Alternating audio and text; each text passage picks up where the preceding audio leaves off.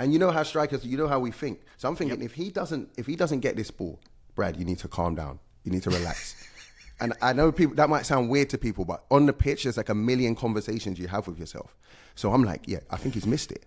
Okay, touch, calm down, find the corner. And I do that. So I'm like, okay, it's on. I'm getting a hat trick today. And that was going through my mind. And then the next one, are we going into the next one already? Like the next goal?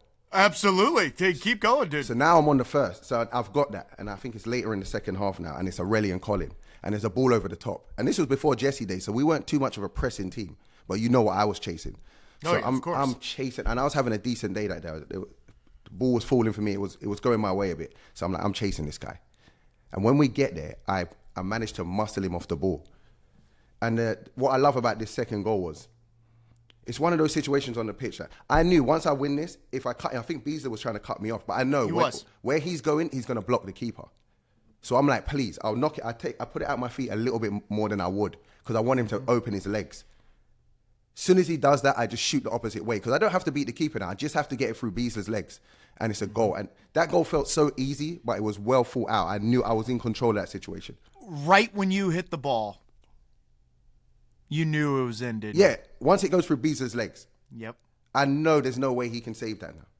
That's why I make the touch big so he can open his legs. I want the touch to be big so he almost thinks, oh, this isn't too dangerous. And then quick snapshot.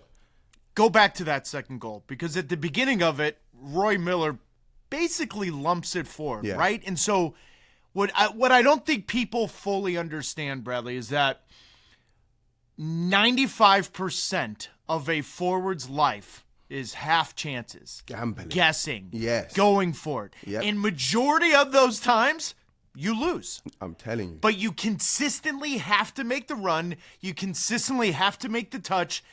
And there's always these little, I'm going to say, glimmers of hope during the play where you're like, okay, that touch works for it. It's almost as if it's a process to get you there. However, I will say this to the listeners. Your best quality were instincts. Yeah. And oftentimes, Bradley, tell me if I'm wrong, instincts is when you're not thinking. Exactly. It's when you just, it's repetition. You know what it is. I feel like that 27th goal of that season was all instinct for you. It was. If I had time, if it was one of those moves that I carved out, it probably wouldn't have went as well. It's just that Roy plays it in the channel. And like you said, I'm hoping for a mistake. I'm hoping that Aurelian miscontrols it or lets it bounce. And like you said, that's where we live. As a striker, every play for me was a chance. I know it might sound weird, but even if the right back had it, I will make up scenarios in my head. I'm like, he's going to play this down the line. Mm-hmm. Defender's going to miss kick it. And these are the things I'm hoping for. And that this situation with Aurelian for the 27th goal was the same. I'm like, okay, I've got a chance here. If he slows down, I can get my body into him, it's a goal. Or I can figure out getting a shot off. And that was it. But yeah, we live off those chances. And instinctively, that's me. I was at my best. The best advice I ever got was Paul Mariner.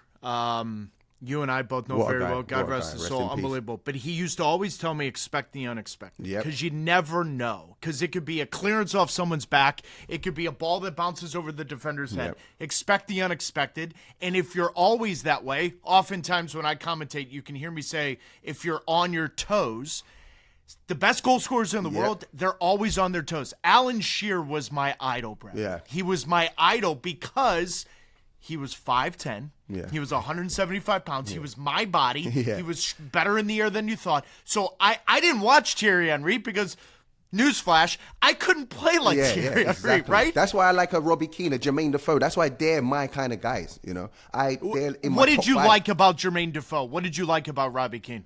First of all, Jermaine Defoe, just in the box, unstoppable. Mm-hmm. No backlift. He can get a shot off from anywhere. He was small, but his hold-up play was top quality. When I was young, I struggled with holding the ball up. And I looked at him, I said, he's not big.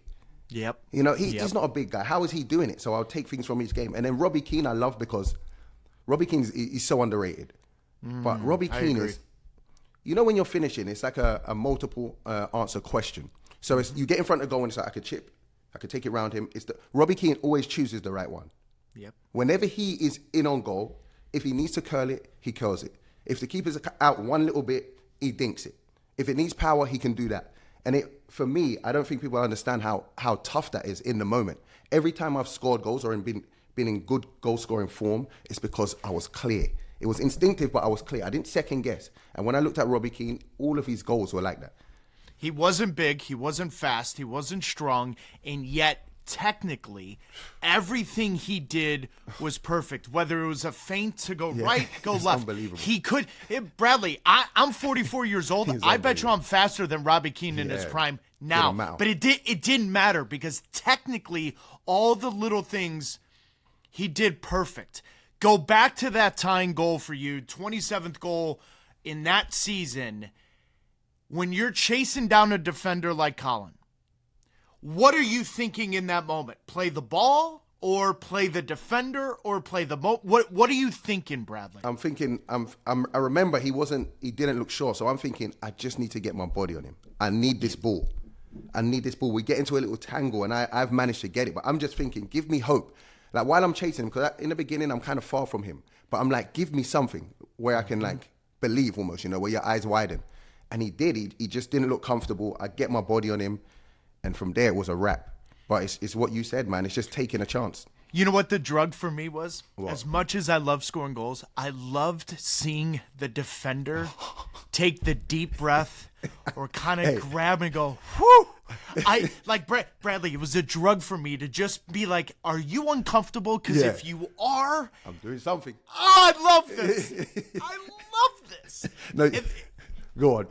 That was it. Bradley, that was the drug for me. But you're going to find this interesting, and I'm curious.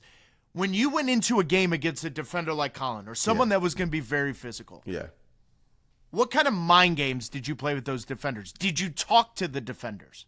Not really. I was one of those people. I got told. Did you trash talk? You'd have to get me mad, but not really. I'm moany. Okay. I'm more moany. I'm not like whispering to a guy and like, but I'm more. So in that game, in that same game, I remember Beasley and Aurelian Colin were like, he doesn't get the record here. It doesn't happen here. And I was like, it's happening. Hey, by the way, you already got the record in their mind because they were already thinking about it. Don't say that. I was unaware that these guys were like worried about that. I thought that was just a me problem. When they said it, I was like, okay, you don't want me to just go, I'm trying my hardest like today. This is happening. But yeah, I wasn't really a trash talker. You know what I did love though, after scoring, is seeing like a defender run up to the ball and smash it in the back of his own net. just raging because of me. Good feeling.